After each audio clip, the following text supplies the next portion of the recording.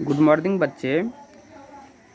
आज हम आप लोग को क्लास 6, 7 और 8 तीनों ही वर्ग में वर्णों का उच्चारण स्थान पढ़ाने जा रहे हैं। जैसे कि आप देखेंगे यहाँ पर लिखा हुआ है वर्णों के उच्चारण स्थान। अब इसका क्या काम है, कहाँ जरूरी पड़ेगा इसका? संस्कृत व्याकरण का सबसे प्रमुख पाठ है ये। वर्णों के उच्चारण स्थान से आपको संस्कृत पढ़ने में जो भी कठिनाई होती है रीडिंग करने में, वो सब दूर हो जाएगी। किस वर्ण का उच्चारण कहाँ से करेंगे उसका इसी पाठ में दिया हुआ है। सबसे पहले हम वर्णों के उच्चारण स्थान में पढ़ेंगे अकूह विसर्ज नियानाम कंठ, ये सूत्र है। अब कह रहा है जो कंठ का उच्चारण, कंठ से जो है सो किस किस वर्ण का उच्चारण होता है। जैसे कि यहाँ पर लिखा हुआ है अकूह विसर्ज नियानाम कंठ, इसका हिंदी है अ आ कवर्ग। कवर्ग में देख रहे हैं इतने वर्ण हैं क ख ग घ अंग ह, और विसर्ग का उच्चारण स्थान कहाँ से किया जाता है? कंठ से किया जाता है। इसलिए इसे हम क्या कहते हैं? कंठे वर्ण कहते हैं। इतने वर्णों का जब हम याद कर लेंगे जो कंठ से ये वर्णों का उच्चारण होता है, तो संस्कृत पढ़ने समय में हमको याद रहेगा जो क का उच्चारण कंठ से करेंगे, जैसे उच्चारण करके देखेंगे क ख इत्यादि। अब देखिए, अब है इचू यसानाम तालु, है ना, कह रहा है तालु, अर्थात तालु से किस किस वर्ण का उच्चारण होता है? तालु मतलब क्या? जिह्वा। जिह्वा से किस किस वर्ण का उच्चारण होता है? तो देखिए यहाँ पर दिया हुआ इचू यसानाम तालु, अर्थात ह्रस्व ई, दीर्घ ई, चवर्ग। चवर्ग में इतने हो गया च छ ज झ य, और इसके बाद य और तालव्य स का उच्चारण तालु से किया जाता है, इसलिए इसे हम क्या कहते हैं? तालव्य वर्ण कहते हैं। अब तालव्य स नाम क्यों पड़ा इसका? तालव्य स नाम इसलिए पड़ा क्योंकि तालु से उच्चारण होता है, इसलिए इसका नाम तालव्य स पड़ा है। अब है ऋतु रसानाम मूर्धा, है ना, ऋतु रसानाम मूर्धा। मूर्धा कहते हैं दांत के ऊपर के अंतः मुख भाग को, दांत के ऊपर के जो भाग है उससे बोले जाते हैं। अब ऋतु रसानाम मूर्धा में कौन कौन वर्ण आते हैं? छोटी री, बड़ी री, टवर्ग। टवर्ग में हो गया ट ठ ड ढ न, र और मूर्धन्त स का उच्चारण मूर्धा से किया जाता है। मूर्धा से बोले जाने वाले वर्ण को ही क्या कहते हैं? हम मूर्धन्य वर्ण कहते हैं। अब हम समझ गए जो मूर्धा किसको कहते हैं, तो दांत के ऊपर वाले जो भाग हैं उसी को हम मूर्धा कहते हैं। जैसे उच्चारण करके देखेंगे ट ठ, है ना, जैसे देख लेंगे र, ऊपर से दांत के ऊपर वाले भाग से उच्चारण होता है। अब है ऋतु लसानाम दंता, इसमें कौन कौन वर्ण आते हैं? ऋली, तवर्ग। तवर्ग में हो गया त थ द ध ध न ल, और दंत स का उच्चारण कहाँ से किया जाता है?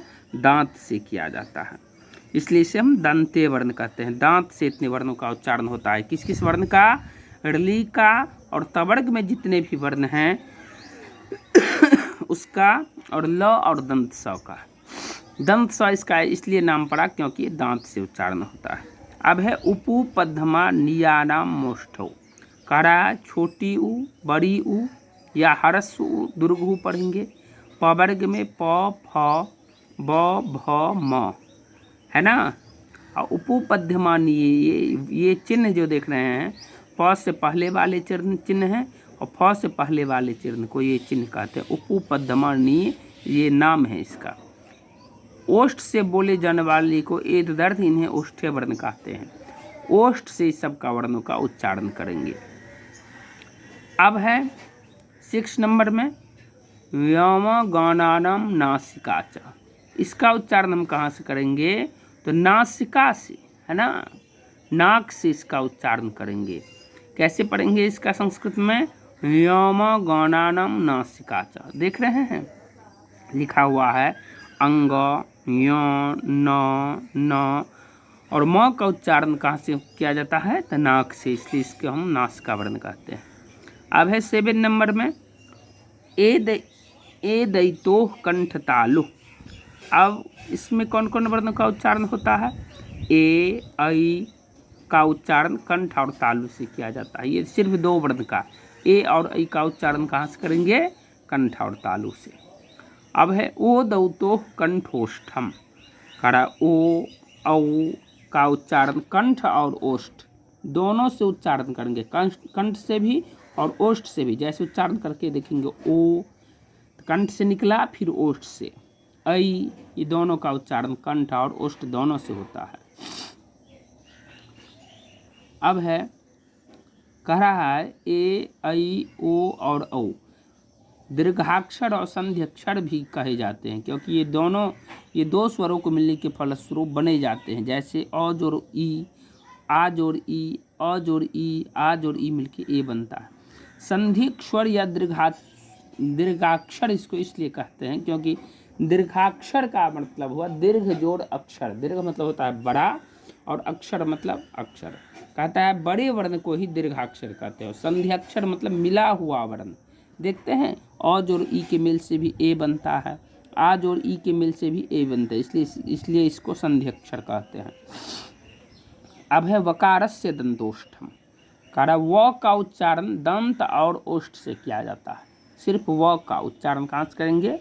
दंत और ओष्ठ दोनों से। अब है नासिका अनुस्वारस्य। अनुस्वार का उच्चारण स्थान नासिका है। अनुस्वार जो कोई भी वर्ण रहेगा, अनुस्वार जैसे रहेगा आपको संग, है ना, संस्कृत लिखा हुआ है और सौ के ऊपर अनुस्वार है, उसका हम कहाँ से उच्चारण करेंगे? नासिका से, नाक से करेंगे। अब इतने जो वर्णों के उच्चारण स्थान हैं, इसको क्या करेंगे हम लोग? पहले तो संस्कृत याद कर देंगे। जैसे पहला नंबर में है अकूह विसर्ज नियानाम कंठा। इसको 5 बार उच्चारण करेंगे। अकूह विसर्ज नियानाम कंठा, अकूह विसर्ज नियानाम कंठा। फिर दूसरा है इचूयसानाम तालु, इचूयसानाम तालु। ऋटूरसानाम मूर्धा, ऋटूरसानाम मूर्धा। ऋलितूलसानाम दन्ताः, ऋलितूलसानाम दन्ताः। उपूपद्धमा नियानाम मोष्ठौ, उपूपद्धमा नियानामोष्ठौ। व्योमगानानाम नासिका च। अगर इसका संस्कृत नहीं हम उच्चारण कर पाएंगे तो हिंदी ही इसका याद कर लेंगे। जैसे अंग, य, न, छोटी न और म का उच्चारण नाक से किया जाता है। अब है 7 नंबर में ए दैतोह कंठ तालु। ए दैतोह कंठ तालु। ए और ऐ का उच्चारण कहाँ से होता है? कंठ और तालु दोनों से होता है।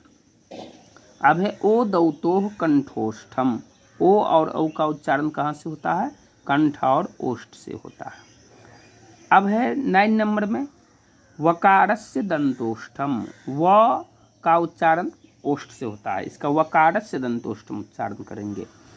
देखिए, अगर आपको हिंदी नहीं भी याद रहेगा और संस्कृत याद रहेगा तो कहीं भी दिक्कत नहीं होगा एग्जाम में। वकारस्य दंतोष्ठम याद कर लेंगे तो इसका हम जानते हैं मीनिंग। व का उच्चारण ओष्ठ से होता है। अब है नासिका अनुस्वारस्य, अर्थात अनुस्वार का उच्चारण नाक से होता है। ये जो इतने 10 आप लोग को दिए हैं आज, उसको अच्छा से याद कर लेना है और संस्कृत रीडिंग देने में, पढ़ने में बहुत ही ज़्यादा ज़रूरी इसका पड़ेगा। ठीक है, अगले कक्षा में फिर हम देखेंगे।